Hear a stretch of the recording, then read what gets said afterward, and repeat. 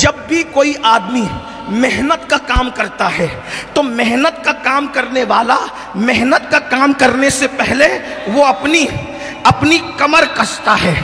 طاقتور پہلوان اپنی کمر کستا ہے، اور جب کوئی پہلوان کمر کستا ہے تو لوگ کہتے ہیں اس نے کمر کس لی ہے، یہ کام ہو کے رہے گا.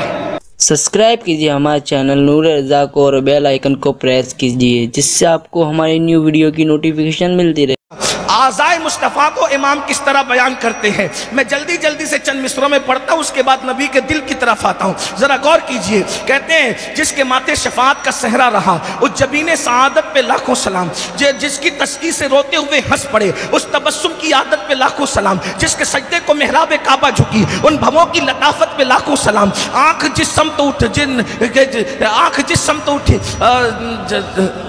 جس طرف اٹھ گئی دم میں دم آ گیا، جس طرف اٹھ گئی دم میں دم آ گیا. اس نگاہ عنایت پہ لاکھوں سلام. نیچی آنکھوں کی شرم و حیا پہ درود، اونچی بینی کی رفت پہ لاکھوں سلام. بینی ناک کو کہتے ہیں، حدیث پاک میں آئے نبی کی ناک اتنی اونچی تھی دھار تلوار کی طرح لگتی تھی اور بہت اونچی لگتی تھی رسول اللہ کی ناک، اور یہ ناک کی انتہائی خوبصورتی ہے. نیچی آنکھوں کی شرم و حیا پہ درود، اونچی بینی کی رفت پہ لاکھوں سلام. پتلی پتلی گلیں قدس کی پتیاں، ان لبوں کی نزاکت پہ لاکھوں سلام. وہ دہن جس کی ہر بات وحی خدا، چشمہ علم و حکمت پہ لاکھوں سلام. وہ زبان جس کو سب کن کی کنجی کہے، اس کی نافذ حکومت پہ لاکھوں سلام. ہاں جسم تو اٹھا غنی کر دیا، موجے بیر سماحت پہ لاکھوں سلام. اللہ اکبر، کل جہاں مل کر چوکی روٹی غذا، اس شکم کی قناعت پہ لاکھوں سلام. جس کی آگے سرے سرورہ خم رہے، اس سرے تاج رفت پہ لاکھوں سلام. ایک بات اور عرض کر دوں، اگر ممبئی والے شعر سمجھ سکتے ہیں تو سمجھے.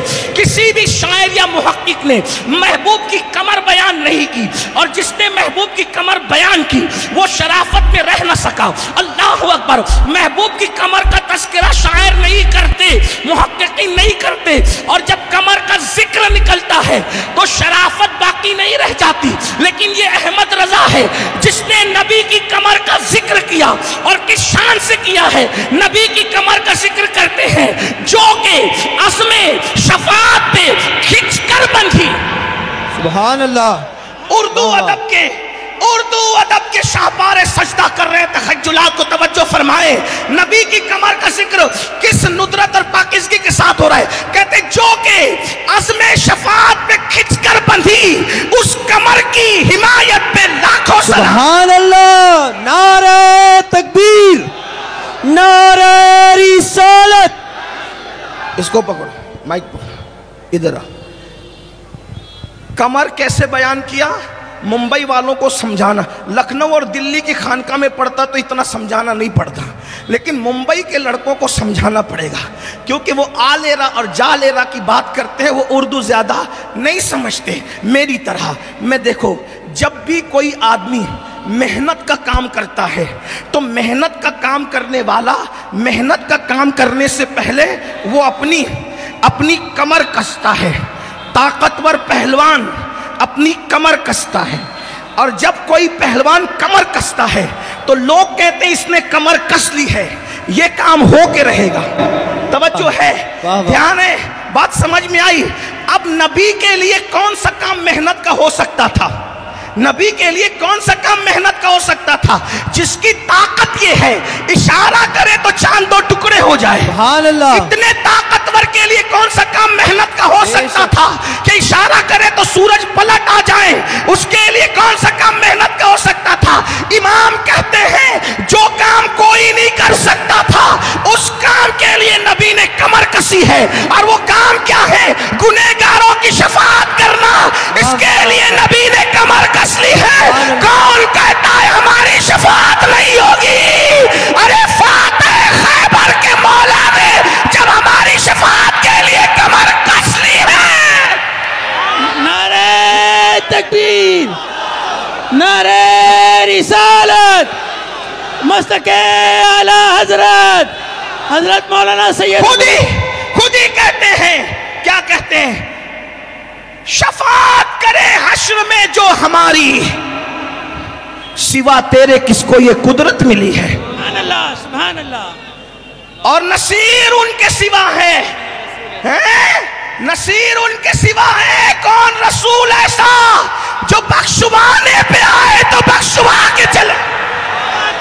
सुभान अल्लाह, सुभान अल्लाह। उसका जिस काम के लिए लोग सोच भी नहीं सकते, उस काम के लिए मेरे नबी ने कमर कसी है। सुभान अल्लाह। हमें शफाअत की फिक्र नहीं है, क्योंकि जब से मिला है दामन आले रसूल का, जब से मिला है दामन आले रसूल का, बेफिक्र हो गया हूँ शफाअत की फिक्र से। तड़पा दिया किसी ने मदीने के जिक्र से, आजाद हो गया हूँ दो आलम की फिक्र से। और जब से मिला है दामन आले रसूल का, बेफिक्र हो गया हूँ शफाअत। तो कहते हैं नबी की कमर शरीफ का जिक्र किस नुदरत के साथ, इसी को अहमद रजा कहते हैं। क्या? जो कि अज़्म शफाअत पे खिंच कर बंधी, जो कि अज़्म शफाअत पे, वक्त होता तो मैं इस पर गुफ्तगू करता, लेकिन जो कि अज़्म शफाअत पे खिंच कर बंधी, उस कमर की हिमायत पे लाखों सलाम। खाई कुरान खा के गुजर की कसम, उस कफ़े पा की हुर्मत पे लाखों सलाम। अलगरज उनके अरम हर मुंह पे, यानी हर बाल पे, अलगरज उनके हर मुंह पे बेहद दुरूद, उनकी हर नाजो नेमत पे लाखों सलाम। सब बयान किया, कुछ छोड़ा, लेकिन अब दिल की बात आई तो सुन। दिल की बात आई, नबी का दिल, तो कहते हैं दिल समझ से वरा है। हाँ, इस पर मैं नहीं कहूंगा कि बोलो सुभान अल्लाह, मेरी आदत नहीं कि हर दो जुमले में कहूं सुबह, तो आपके इश्क पे छोड़ता हूं कि बात समझ भी रही है और इश्क को कुछ कह भी रहा है। जिक्र अहले बैत पर गूंगे भी बोलते हैं, पत्थर भी बोलते हैं। हाँ, और अहले बैत सुन के जिनके मुंह खुश हो जाते हैं, ये मोमिनों की निशानी है। सुभान अल्लाह। जिनके मुंह उतर जाते हैं, ये मुनाफिकों की निशानी है। ये मैं नहीं कह रहा हूं, ये सहाबा ने फरमाया है। हाँ, अल्लाह और 14वीं सदी में सबसे ज्यादा जिसने जिक्र अहले बैत किया है, उसी को अहमद रजा कहते हैं। सुभान अल्लाह। नात भी करता पड़ता है तो अहले बैत के बगैर नहीं पड़ता। आए ओ मैदान जंग भी देखता है तो वहां भी उनको अहले बैत नजर आता है। किसी ने कहा तलवार कैसी होती है, वो तलवार ऐसी होती है। तवज्जो है, तलवार ऐसी होती है। तलवार कहते हैं ना, जिसके दिल में जो होता है उसको वही नजर आता है, जिसके मशकीज़े में जो होता है वही टपकता है। इमाम ने कहा तलवार ऐसे क्यों होती है, तलवार ऐसे क्यों होती है? मुंबई वालों को समझे, हैदराबाद में ये समझाना आसान है, तलवार ऐसे क्यों होती है, तलवार ऐसे क्यों होती है? वो ऐसे किसी को सलाम किया जाता है। तो मेरे इमाम ने जब तलवार को ऐसे देखा तो सोचा ये तलवार सलाम किसको कर रही है? तो जवाब खुद ही देते हैं कि पहरे तस्लीम अली मैदान में सर झुके रहते हैं तलवारों के। सुभान अल्लाह, सुभान अल्लाह। पहरे तस्लीम अली मैदान में सर झुके रहते हैं तलवारों के। गौर फरमाए, वही इमाम जिसको हर जगह अहले बैत नजर, और वो सहाबा का भी पक्का गुलाम था और अहले बैत का भी।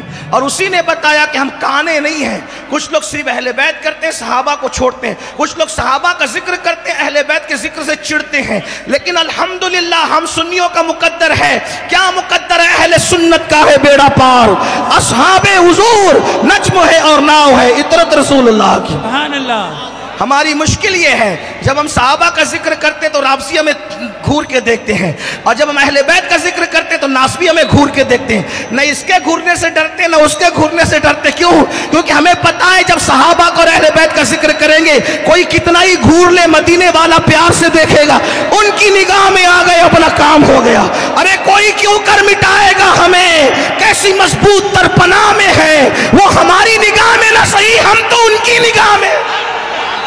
सुभान अल्लाह, सुभान अल्लाह। ऐसी महफिलें वही सजाता है जो उनकी निगाह में आता है, वरना बाप दादाओं के नाम तो सब लेते हैं। ये मुकद्दर की बात है।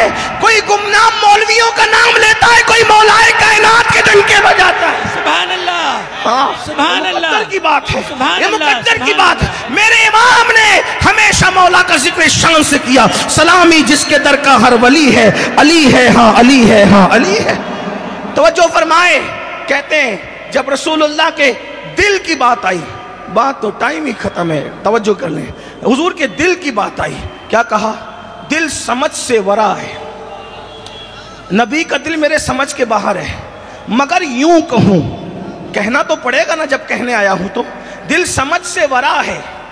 एक बात कहूं उससे पहले, बहुत कीमती बात आई बापू, ये अच्छे नातखा हैं, इन लोगों को अशार याद है, इनसे सुन के हम लोग भी कुछ याद करते हैं। तवज्जो करें, नबी के का दिल तो दिल है। आप की तवज्जो है मेरी तरफ? इंसान के जिस्म में सबसे नाजुक चीज क्या है? वो बहुत मजबूत चीज है जो बार बार टूटती रहती है और ज्यादा टूटती है पूरे जिस्म में। सबसे कमजोर चीज को कहते हैं बाल। बाल हर वक्त तो टूटते हैं, बार बार टूटते हैं, हर बार टूटते हैं। ये बाल है, इसलिए कि उंगलियां रोज रोज नहीं टूटती, बल्कि अगर मैं अपने ज़ौक़ के मुताबिक कहूं तो बाल घड़ी घड़ी टूटते हैं। और जो कभी नहीं टूटता फिजिकली एतबार से, उसको दिल कहते हैं। फिजिकली एतबार से कह रहा हूं, जो कभी नहीं टूटता उसको दिल कहते हैं। हाँ, अलबत्ता जो बातों से चकनाचूर हो जाता है उसको भी दिल कहते हैं। लेकिन फिजिकली की मैंने कैद लगाई क्योंकि वो कभी नहीं टूटता, और जिस वक्त तो वो टूट जाता है तो आदमी दुनिया से निकल जाता है। ठीक है, दिल बादशाह है। सबसे कमजोर चीज क्या है? मिल के कह दे, क्या है? सबसे मजबूत चीज क्या है? दिल। अब याद रखना, तवज्जो करना, तवज्जो है। बाल कितने ही टूट जाएं जिंदगी पे कोई असर नहीं आता। बाल जितने ही टूट जाएं जिंदगी पे कोई असर, लेकिन दिल टूट जाए तो जिंदगी पे असर आता है, चाहे फिजिकली तौर पे कहे या माहौरे के एतबार से कहे। अगर यूं भी दिल टूट जाए तो आदमी बुझ जाता है, और अगर फिजिकली एतबार से टूट जाए तब तो आदमी मर ही जाएगा। ठीक है, बात समझ में आई कि नहीं आई? अब ये तुम्हारे मेरे बाल है जो टूटते रहते हैं, लेकिन नबी के बालों की शान भी ये है कि नबी के बाल टूटना तो अपनी जगह, वो नींद में भी बिखरते भी नहीं है। तवज्जो करें। हाँ, फिर मैं कहूंगा, क्योंकि बात इतनी खूबसूरत आई है कि इस पर दो मरतबा हर दो जुमले पे कहना कि मुंबई वालों सुभान अल्लाह बोले, ये गैरत इश्क के खिलाफ मालूम होता है।